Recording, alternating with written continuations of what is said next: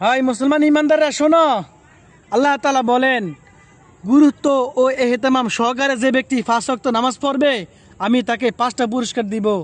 এক নম্বরে দুনিয়ার যত পেরেশানি আছে সকল পেরেশানি তার আমি দূর করে দিব। টাকা পয়সা ধন দৌলত যত কিছু পেরেশানি আছে না কেন সকল কিছু পেরেশানি আল্লাহ তাআলা দূর করে দিব। 2 নম্বরে কবরের আযাব হটাইয়া দিবে। 3 নম্বরে ডাইনাতে আমলনামা দিবে। 4 নম্বরে 30,000 ফুলছেতে রাস্তা যেটা হবে চুলের চেয়ে চিকন খুরের চেয়েও ধার, সেই রাস্তাটা 20 রেখার পার করে দিবে। 5 নম্বর হচ্ছে বিনা হিসেবে জান্নাত দিয়ে দিবে। ও ভাই, আল্লাহ তাআলা ওয়াদা দিয়েছে নে 5 ওয়াক্ত নামাজ পড়লে আমি বান্দাকে 5টা পুরস্কার দেবই। এই 5টার ভিতরেই সকল কিছু আছে, দুনিয়া ও আখিরাত সব কিছু কামিয়াব। এজন্য আপনাদের সবাইকে বলবো কেউ জীবনে 1 ওয়াক্ত নামাজও কাজা করবেন না, সবাই 5 ওয়াক্ত নামাজ গুরুত্ব ও এহতেমাম সহকারে পড়তে হবে। ও ভাই, 1 ওয়াক্ত পড়ি 3 ওয়াক্ত পড়ি, আবার মাঝে মাঝে পড়ি না এবং শুক্রবারে শুধু 2 রাকাত নামাজ পড়ে চলে আসি। ভাই, এই আমল দিয়ে তো হবে না রে ভাই।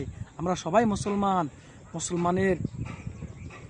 মুসলমানের ইমানি জান্নাত থাকবে শুধু আল্লাহ তাআলা এবং আগে হবে আল্লাহ তাআলার কাজ, পড়াবে দুনিয়ার কাজ।